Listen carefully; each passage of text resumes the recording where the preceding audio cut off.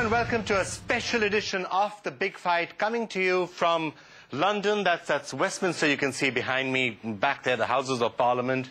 London, of course, like every other city of the world, has been transfixed this entire week, in fact for the last several months, by the American elections. And the big question that's being asked out here is, what does the Obama victory mean for the world? What does it mean for England? What does it mean for Europe? What does it mean for South Asia? That's really the big question that we are going to be discussing on The Big Fight out here.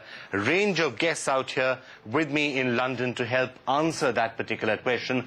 We're also going to be joined, though, by Shashi Tharoor, who's joining us from New York. Shashi, thanks so much for being with us from there in New York. In Delhi, we have with us Lalit Man Singh, former Indian ambassador both to the UK and to the United States. Nilotpal Basu, not always been a great fan of the United States. Does the Obama victory change his opinion in any way? I'm not too sure, but we will find out.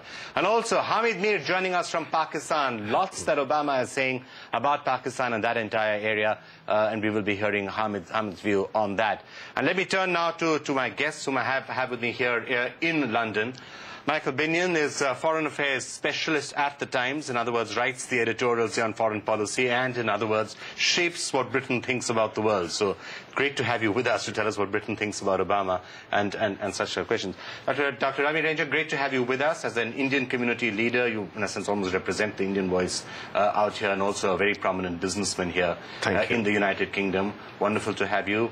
Priyamvada Gopal is a lecturer at Cambridge University, also writes extensively for The Guardian, and has been really commenting a lot on what Obama means for the world and for the United Kingdom. And we have with us Emily Nelson, who's the bureau chief here of the Wall Street Journal. Of course, lots of questions in the financial community as to what the Obama victory does mean. Is it going to completely end the crisis within 30 seconds? We're going to be asking you that, Emily. Okay, let me first fire the question back to the United States, which is really where this entire question has arisen about the Obama victory. Shashi Tharoor, tell us, what does the Obama victory mean for the world?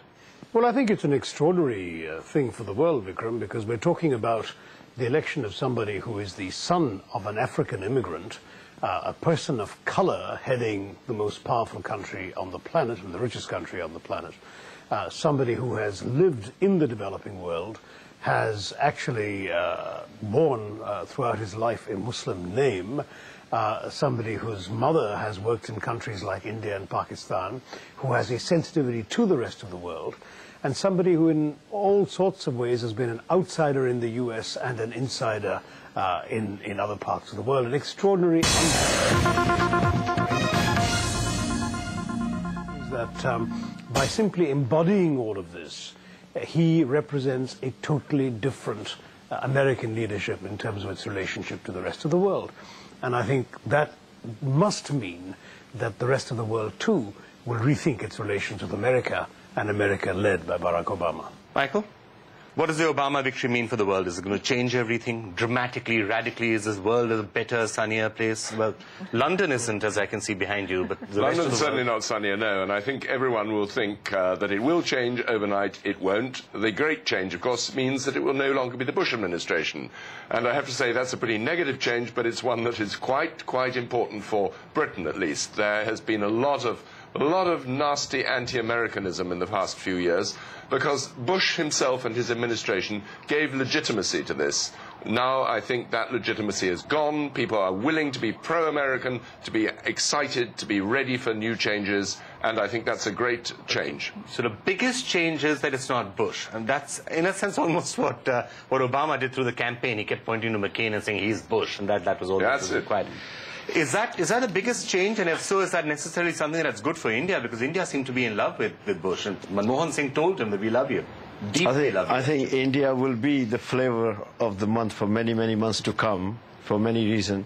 But Obama's win has changed the world forever, as we see it, because there's many, many billions of people who never thought that somebody could smash this concrete reinforced glass ceiling, which is done. And I think he will galvanize the world, black, white, not so black. So the whole world will be galvanized, and he will have a lot more respect from America in the world politics also.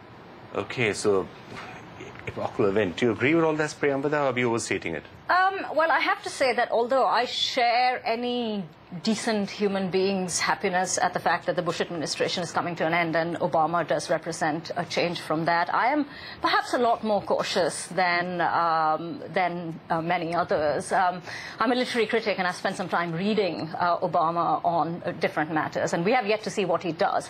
But if we go by what he says, he's very good at talking about change, and he's very good at the rhetoric of change and deploying symbols. But if you look at what one might call the small print, we see also a great deal of continuity with past foreign policy, Bush's own foreign policy, Bush Senior's foreign policy. So I would say, more cautious, although hopeful.